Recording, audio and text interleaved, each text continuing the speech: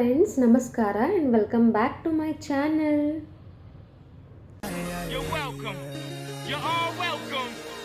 ಇವತ್ತು ನಾನು ಬಟಾಣಿ ಗ್ರೇವಿನ ಹೇಗೆ ಮಾಡೋದಂತ ನಿಮಗೆ ತಿಳಿಸ್ಕೊಡ್ತೀನಿ. ಇದು ನನ್ನ ಅಜ್ಜಿಯ ಸೀಕ್ರೆಟ್, ನೀವು ಕೂಡ ತಿಳ್ಕೊಳ್ಳಿ, ಓಕೆನಾ? ಇದಕ್ಕೆ ಇವಾಗ ಮೊದಲಿಗೆ ಎಣ್ಣೆ ಬೇಕು, ರುಚಿಗೆ ತಕ್ಕಷ್ಟು ಉಪ್ಪು, ಹೋಮ್ಮೇಡ್ ಗರಂ ಮಸಾಲ, ಧನಿಯಾ ಪೌಡರ್, ಅರಿಶಿಣ ಪುಡಿ, ಜೀರಿಗೆ, ಕೊತ್ತಂಬರಿ, ಗ್ರೀನ್ ಚಿಲ್ಲಿ, ಒಣ ಕೊಬ್ಬರಿ, ಒಂದೆರಡು ಈರುಳ್ಳಿನ ಉದ್ದವಾಗಿ ಹೆಚ್ಚಿಟ್ಕೊಂಡಿದ್ದೀನಿ, ಬಟಾಣಿಯನ್ನು ರಾತ್ರಿನೇ ನೆನೆ ಇಟ್ಕೊಂಡಿದ್ದೆ, ಒಂದು ಟೊಮ್ಯಾಟೊ ಮತ್ತು ಜಿಂಜರ್ ಗಾರ್ಲಿಕ್ ಪೇಸ್ಟ್. ಇವಾಗ ರಾತ್ರಿನೇ ನೆನೆಸಿಟ್ಕೊಂಡ ಬಟಾಣಿಯನ್ನು ಕುಕ್ಕರ್ಗೆ ಹಾಕಿ ಒಂದು 3 ವಿಸಿಲ್ ಕೂಗಿಸ್ಕೊತಿದ್ದೀನಿ. ಅದಕ್ಕೆ ಸಾಲ್ಟ್ ಕೂಡ ಆ್ಯಡ್ ಮಾಡಿ. ಸಾಲ್ಟ್ ಹಾಕೋದ್ರಿಂದ ಅದು ಬಟಾಣಿಗೆ ಕೂಡ ಸಾಲ್ಟ್ ಹತ್ಕೊಳ್ಳುತ್ತೆ. ಇವಾಗ ಒಂದು ಬಾಣಲೆಗೆ ಎಣ್ಣೆ ಹಾಕಿಕೊಳ್ಳಿ. ಎಣ್ಣೆ ಕಾದ್ಮೇಲೆ ಅದಕ್ಕೆ ಈರುಳ್ಳಿನ ಕೂಡ ಆ್ಯಡ್ ಮಾಡ್ಕೊತಾ ಇದ್ದೀನಿ.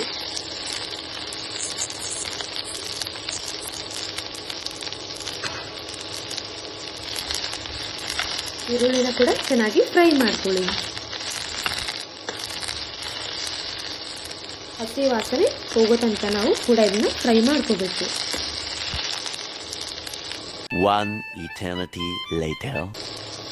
ಇವಾಗ ಈರುಳ್ಳಿ ಆಲ್ಮೋಸ್ಟ್ ಫ್ರೈ ಆಗಿದೆ. ಅದಕ್ಕೆ ಇವಾಗ ಒಂದು ಟೊಮ್ಯಾಟೊನ ಕೂಡ ಆ್ಯಡ್ ಮಾಡ್ಕೊತಾ ಇದ್ದೀನಿ.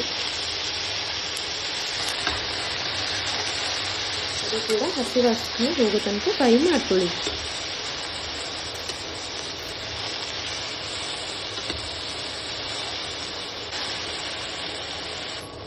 ಅದಕ್ಕೆ ಇವಾಗ ಕತ್ತರಿಸಿಟ್ಕೊಂಡಿರೋಂಥ ಗ್ರೀನ್ ಚಿಲ್ಲಿನ ಕೂಡ ಆ್ಯಡ್ ಮಾಡ್ಕೊತಾ ಇದ್ದೀನಿ. ಇದನ್ನು ಕೂಡ ಎಲ್ಲ ಚೆನ್ನಾಗಿ ಮಿಕ್ಸ್ ಮಾಡ್ಕೊಳ್ಳಿ.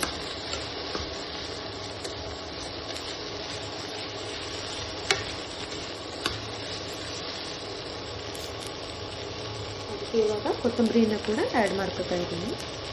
ಎಲ್ಲ ಸೇರಿ ಚೆನ್ನಾಗಿ ಮಿಕ್ಸ್ ಮಾಡಿ.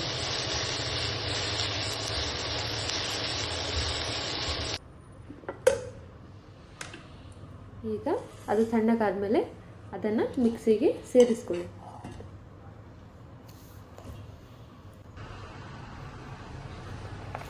ನಾನಿಲ್ಲಿ ಒಣ ಕೊಬ್ಬರಿನೇ ಆ್ಯಡ್ ಮಾಡ್ಕೊತಾ ಇದ್ದೀನಿ. ನೀವು ಹಸಿ ಕೊಬ್ಬರಿ ಇದ್ದರೆ ಅದನ್ನು ಕೂಡ ಆ್ಯಡ್ ಮಾಡ್ಕೋಬಹುದು. 1/4 ಟೀ ಸ್ಪೂನ್ ಧನಿಯಾ ಪೌಡರ್,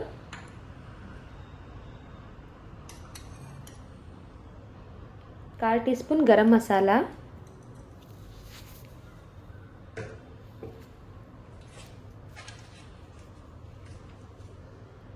ಮತ್ತು 1/4 tea spoon ginger garlic paste.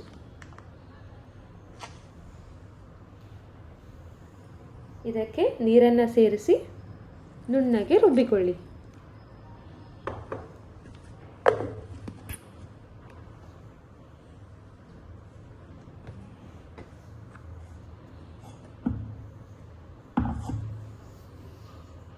ಇವಾಗ ಒಂದು ಬಾಣಲೆಗೆ ಎಣ್ಣೆ ಹಾಕಿ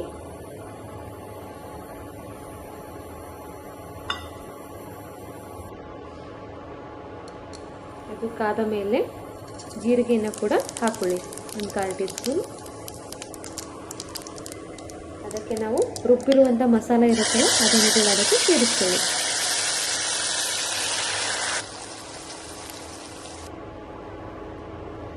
ಚೆನ್ನಾಗಿ ಮಿಕ್ಸ್ ಮಾಡಿಕೊಳ್ಳಿ.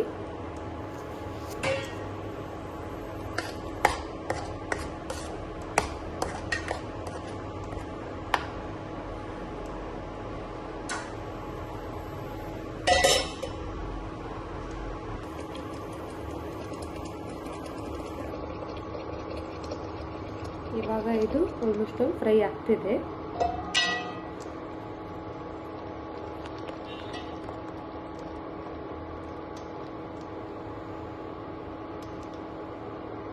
ಒಂದು 1/4 ಟೀ ಸ್ಪೂನ್ ಇವಾಗ ಸಾಲ್ಟ್ ಹಾಕೊಳ್ಳೋಣ. ನೀವು ಕೂಡ ನೋಡಿ, ರುಚಿಗೆ ತಕ್ಕಷ್ಟು ಎಷ್ಟು ಬೇಕು ನೋಡಿ ಹಾಕೊಳ್ಳಿ. 1/4 ಟೀ ಸ್ಪೂನ್ ಅರಿಶಿಣ ಪುಡಿ,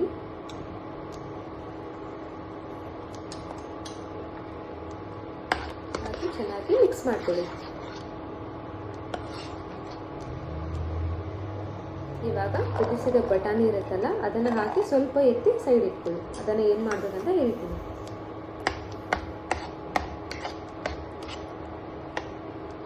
ಇದನ್ನು ಚೆನ್ನಾಗಿ ಮಿಕ್ಸ್ ಮಾಡ್ಕೊಳ್ಳಿ. ಆ ಬಟಾಣಿಗೆ ಮಸಾಲೆನೆಲ್ಲ ಹತ್ಕೋಬೇಕು, ಇಲ್ಲಾಂದರೆ ಬಟಾಣಿ ಸಪ್ಪೆ ಸಪ್ಪೆ ಅನಿಸುತ್ತೆ ನಮಗೆ.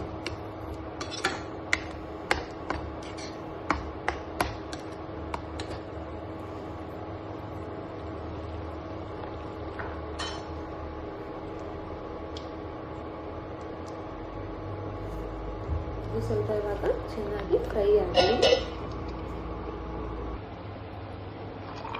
ಇವಾಗ ಸ್ವಲ್ಪ ಬಟಾಣಿನ ಉಳಿಸ್ಕೊಂಡಿದ್ವಲ್ಲ ಅದನ್ನು ಕೂಡ ಮಿಕ್ಸಿಗೆ ಹಾಕಿ ಸ್ವಲ್ಪ ನೀರು ಹಾಕಿ ರುಬ್ಬಿಕೊಳ್ಳಿ.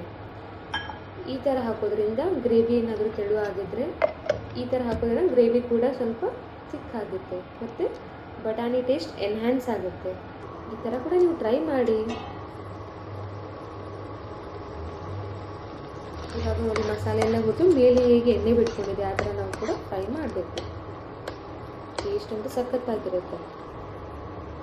ಇವಾಗ ಬಟಾಣಿ ಪೇಸ್ಟ್ ಇರುತ್ತಲ್ಲ ಅದನ್ನು ಕೂಡ ನಾನು ಸೇರಿಸ್ಕೊತೀನಿ.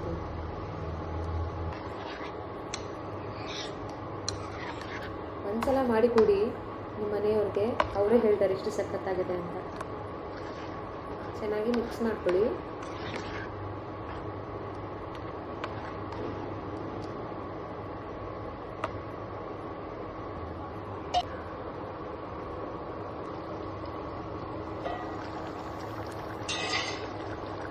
ಈಗ ನೋಡಿ ಬಟಾಣಿ ಪೇಸ್ಟು ಮಸಾಲೆ ಎಲ್ಲ ಚೆನ್ನಾಗಿ ಮಿಕ್ಸ್ ಆಗಿದೆ. ಇದನ್ನು ನಾವೀಗ ಸರ್ವಿಂಗ್ ಬೌಲಿಗೆ ಸರ್ವ್ ಮಾಡ್ತಾ ಇದ್ದೀನಿ. ನೀವು ಕೂಡ ನಿಮ್ಮ ಮನೇಲಿ ಟ್ರೈ ಮಾಡಿ. ಟೇಸ್ಟ್ ಅಂದರೆ ತುಂಬ ಚೆನ್ನಾಗಿರುತ್ತೆ. ಮತ್ತು ಸಬ್ಸ್ಕ್ರೈಬ್ ಮಾಡೋದನ್ನು ಮಾತ್ರ ಮರಿಬೇಡಿ, ಓಕೆನಾ?